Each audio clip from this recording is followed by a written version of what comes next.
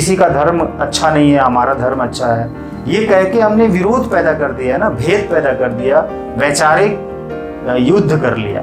वो भी सही है और आप जो कर रहे हैं वो भी सही है कि अब मंदिरों में ही देवी देवता की मूर्तियां हैं। तो अब यहाँ पर जो हमने अलग अलग तरीके से नाम रख लिया, ये हिंदू, ये मुस्लिम, ये सिख, ये ईसाई, और हर किसी ने अपने अपने तरीके से उन शक्तियों को पूजना शुरू किया, मानना शुरू किया, उनको उनकी प्रार्थना करना शुरू की। आपके जो रिश्ते हैं ना घर के अंदर, एक दूसरे से बोल रहे होते हैं, इसलिए सभी एक दूसरे से दूर भागते हैं। सारे लोग चुप रहे, अपना काम करते रहे, तो हर कोई एक दूसरे के साथ रहना चाहेगा। समझिए इस रहस्य को। यूनिवर्सल रेकी क्या है, यानी जिसे हम कॉस्मिक एनर्जी कहते हैं। इस पूरे टॉपिक को ध्यान से सुनिए, पूरी वीडियो में इस मेथड को जानिए, और आप पाएंगे कि ये मेथड एक्चुअल में आसान भी है और आप चलते फिरते इसको अपनी लाइफ में इस्तेमाल कर सकते हैं और अपनी ज़िंदगी को बेहतर बना सकते हैं। खूबसूरत, अच्छा, धन तो आएगा ही। तो चलते हैं, देखते हैं कि ये जो कॉस्मिक एनर्जी है, जिस कॉस्मिक एनर्जी की हम बात करते हैं, जिसे हम ब्रह्मांडीय ऊर्जा है ना, यूनिवर्स की जो एनर्जी है, ऊर्जा, हम उसकी बात करते हैं। वो यूनिवर्स की एनर्जी एक्चुअल में है कहाँ? हमारे चेहरे में, हमारे ब्रेन में, हमारे हाथों में, हमारे शरीर में, उंगलियों में, पैरों में, आँखों में, नाक में, कान में, मुंह में, त्वचा में, जीवा में। क्या वो एनर्जी हमारे शरीर के इन अंगों में है? बिल्कुल है। क्या वो एनर्जी इस मोबाइल में है, जो मोबाइल आप यूज कर रहे हैं, या टीवी, या कैमरा, या इस रिंग में जो मेरे हाथों में है, उंगलियों में, या उस घड़ी में जो हम लोग अपनी कलाई में पहनते हैं, हाथों में, एंड या वो उस कार में वो एनर्जी है, या उस घर में एनर्जी है, जिस घर में हम रहते हैं, उस पैसे में एनर्जी है, वो यूनिवर्सल एनर्जी, जिस पैसे को हम इस्तेमाल करते हैं। एक्चुअल में ये एनर्जी इन सारी चीज़ों में है। तो वो एनर्जी एक्चुअल में क्या है, आप जानना चाहेंगे? अगर हाँ, तो आप जान लीजिए कि वही तो भगवान है, जिसे हम भगवान कहते हैं। अब कैसे भगवान? भगवान यानी कि एक सामान्य से इसकी परिभाषा है या इसकी मीनिंग है कि भग यानी कि संसार, और वान यान यानी चलाने वाला, संसार चलाने वाला। संसार कौन चला रहा है? ये जो हवा है, अभी इस संसार से, इस ब्रह्मांड से हवा खत्म हो जाए तो क्या ये संसार चलेगा? नहीं चलेगा ना। हवा के बिना सब कुछ खत्म हो जाएगा। तो ये हवा ही भगवान है, यानी कि जो चला रहा है। क्या चला रहा है? हवा। अच्छा, ये जो पानी है, पानी अगर सूख जाए, खत्म हो जाए, तो क्या ये संसार चलेगा? नहीं। शरीर भी नहीं चलेगा, कोई भी चीज़ नहीं चलेगी, नष्ट हो जाएगा, संसार खत्म हो जाएगा। तो पानी इस संसार को चला रहा है। तो पानी कौन है? भगवान। आग, अग्नि, राइट, जिसमें धूप भी होती है, अग्नि से हम जो सब पकाते हैं, ठीक, हमारे शरीर में भी अग्नि है, गर्मी। तो ये खत्म हो जाए तो क्या ये संसार चलेगा? नहीं। तो इसका मतलब ये है कि ये जो आग है, ये संसार चला रहा है। तो संसार चलाने वाला कौन है? आग, यानी कि आग कौन हुआ? भगवान। आकाश और मिट्टी नहीं हो, धरती, तो ये पांचों चीजें हमारे शरीर में, इनमें से किसी भी एक चीज की कमी हो जाती है तो हमारे शरीर में रोग हो जाता है और हम बीमार हो जाते हैं और मर भी जाते हैं। या तो उसकी क्वांटिटी को मेडिकली पूरा किया जाता है या किसी और माध्यम से ट्रीटमेंट करके। हमारे शरीर में इन पांचों में से किसी भी एक चीज की थोड़ी बहुत भी कमी या अधिकता हो जाती है, सुनिए, ज़्यादा भी हो गई तो भी नुकसान है, शरीर को बीमार होना है, और कम हो गया तब भी शरीर को बीमार होना है। तो अब इन पांचों चीज़ों में क्या चीज़ें दिखती हैं हमें? पानी दिखता है, हवा दिखती है? नहीं। आकाश दिखता है लेकिन क्या छू सकते हैं? नहीं। मिट्टी एक्चुअल में दिखती है सब कुछ वहाँ पर, आग भी दिखाई देती है। तो इनमें से कुछ चीज़ें तो दिखाई देती हैं और कुछ चीज़ें नहीं दिखाई देती हैं। तो जैसे कि ये शरीर कहते हैं कि मिट्टी का बना हुआ है, तो ये दिखाई तो देता है ना।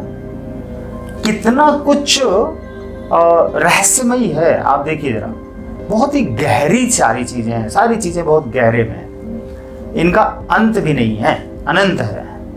तो वो अनंत कौन है? वो ईश्वर ही तो है, भगवान जो चला रहा है इस संसार को, वो अनंत है।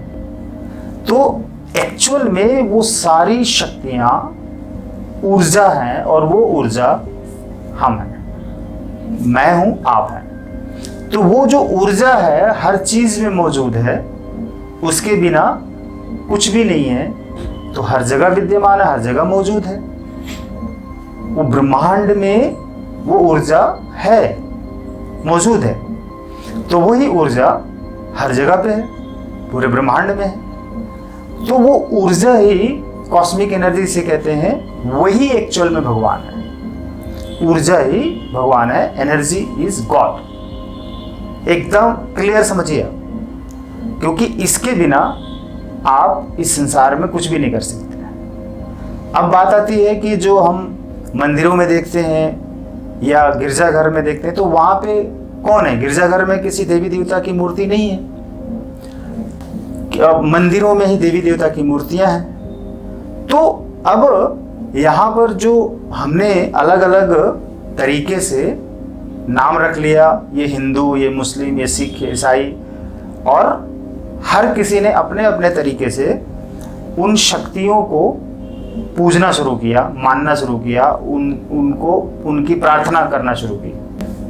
तो आप जरा सोचिए, एक पत्थर की मूर्ति को तराश के, पत्थर को तराश के मूर्ति बना दिया गया, और अब उसी मूर्ति से, यानी कि वो पत्थर है, मूर्ति में एक शकल दे दी गई, एक चेहरा दे दिया गया, दुर्गे माँ, शंकर भगवान, कोई भी, हनुमान जी।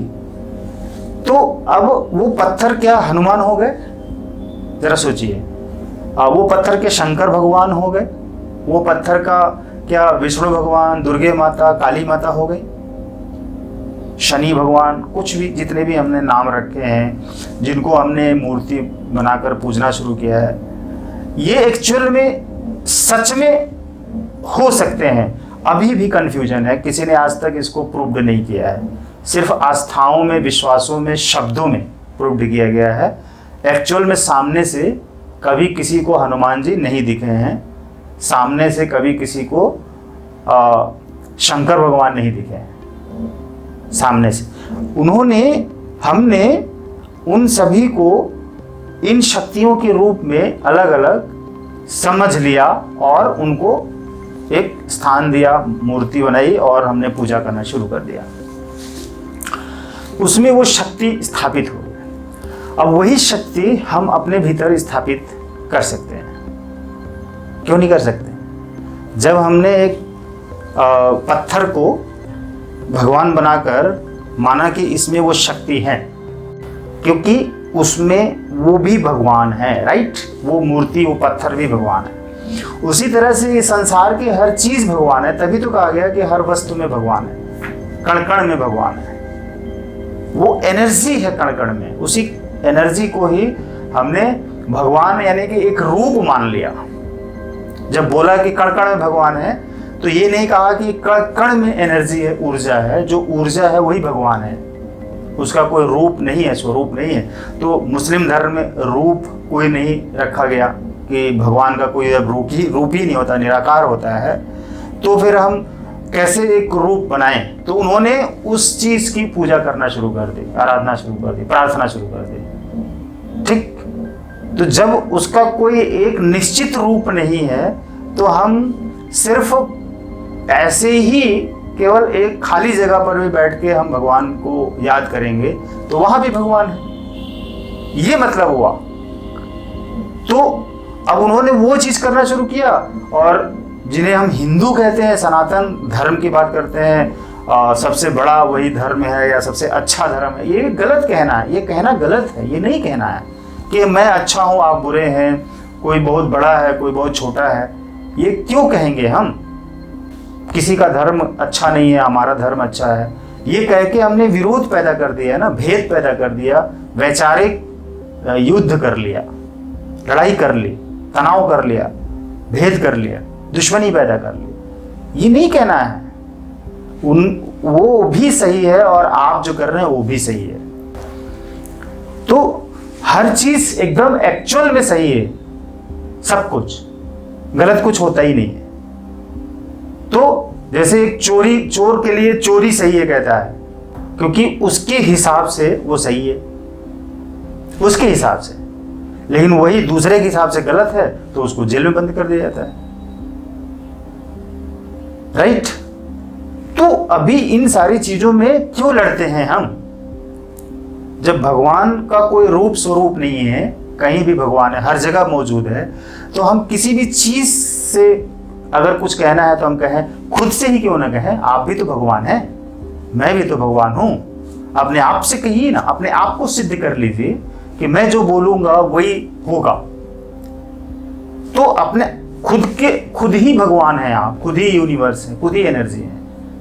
तो आप अपने आप को छोटा और उस मूर्ति को बड़ा कैसे कह सकते हैं? पावरफुल कैसे कह सकते हैं? आप खुद ही बनाते हैं उस मूर्ति को और खुद ही अपने आप को छोटा कर लेते हैं, उसको बड़ा कर लेते हैं और उससे सब कुछ कहते हैं। जानते हैं ऐसा क्यों होता है? क्योंकि वो मूर्ति बोलती नहीं है। अगर मूर्ति बोल रही होती तो आप उसको भी नहीं रखते।